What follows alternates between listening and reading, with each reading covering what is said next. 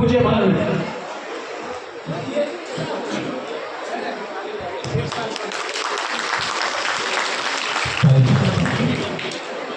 महाकारुणिक गुरु परम श्रद्धेय बाबा साहब को डॉक्टर साहब नमन करते हुए भिक्षु सागर को सागर नमन, विशेष रूप से बर्धन रश्मि जी को सादर नमन करते हुए प्रिय उपासक उपासिका, थोड़ी देर के लिए आप शांत।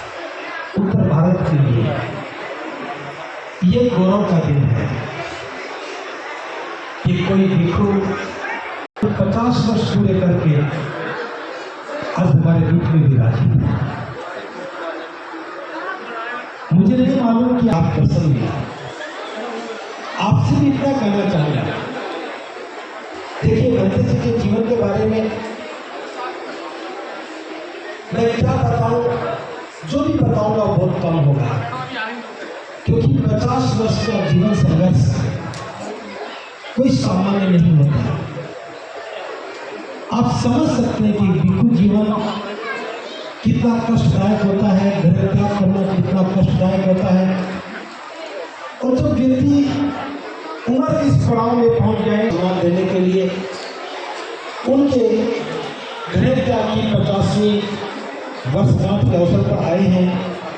लेकिन हमें सोचना चाहिए, जिस भिक्षु ने अपना सारा जीवन धर्म को गति देने के लिए बाबा साहब के पद में भाव की परिसंकल्पना को साकार करने के लिए लगा दिया हो, क्या उन्हें देख करके हमारे मन में संकल्प जागृत नहीं होंगे?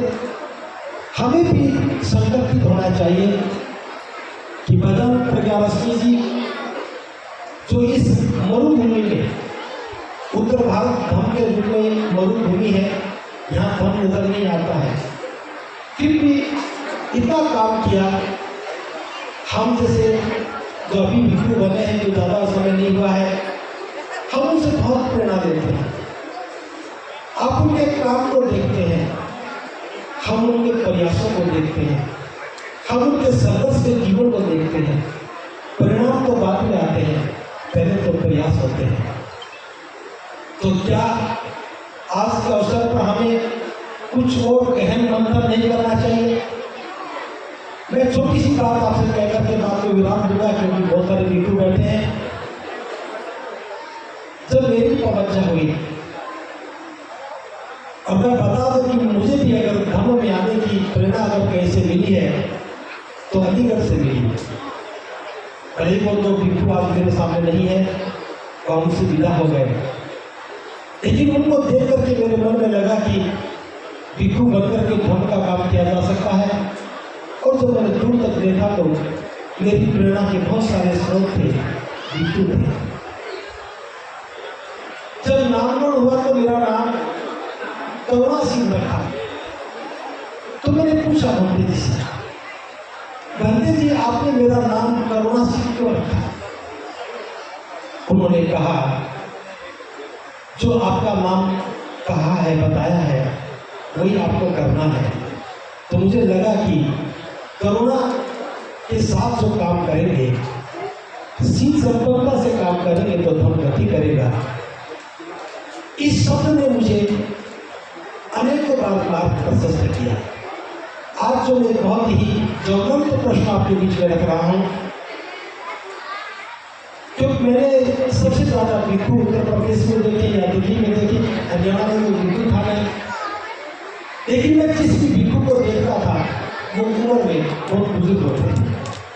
अब तो फिर भी कुछ युवा भिक्षु दिखने लगे हैं, लेकिन निराशा जब होती थी जब एक बुजुर्ग भिक्षु बीमारी की अवस्था में असहाय हो जाता था, तो उसके परिजन उन्हें घर ले जाते थे।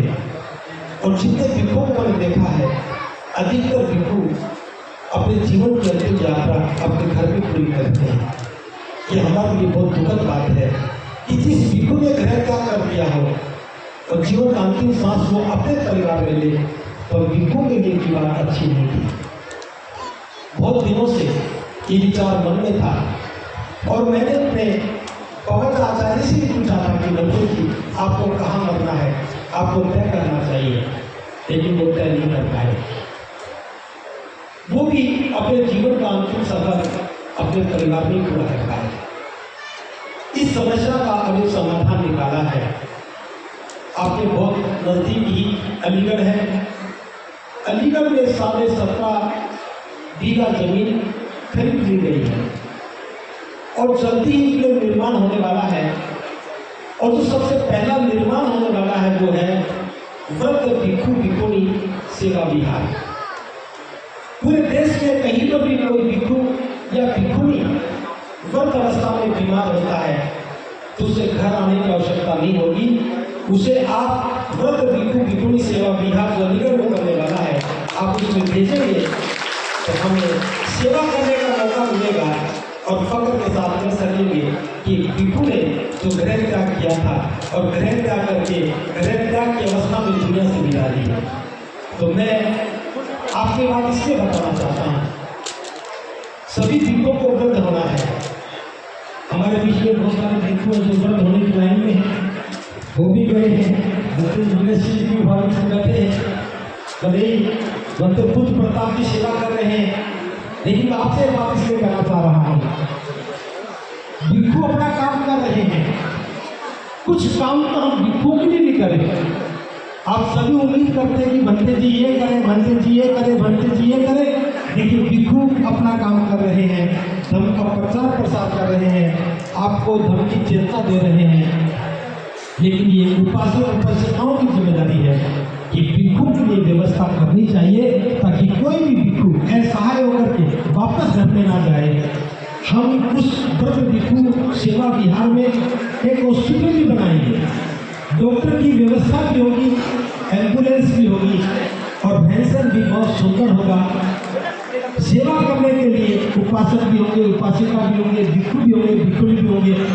मैं इतना कहता हूँ, अगर हम इस काम को पूरा कर पाए तो हम अपने आप को धन्य समझेंगे कि हमारा जीवन भिक्षु संत के लिए काम आ सका।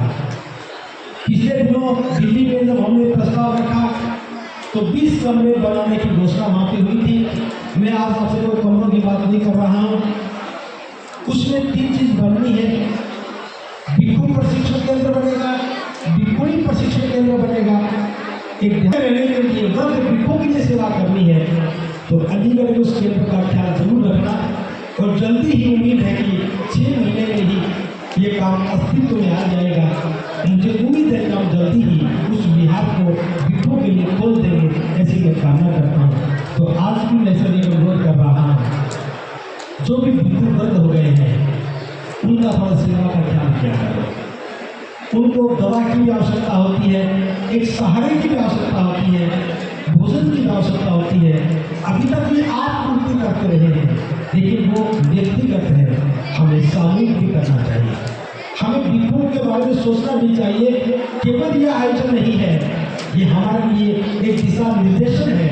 हम भी कामना करते हैं कि सारे भिक्षु अपने जीवन की, अपने भिक्षु जीवन की 50वीं वर्षगांठ मनाएं, लेकिन सभी को मौका नहीं मिलता।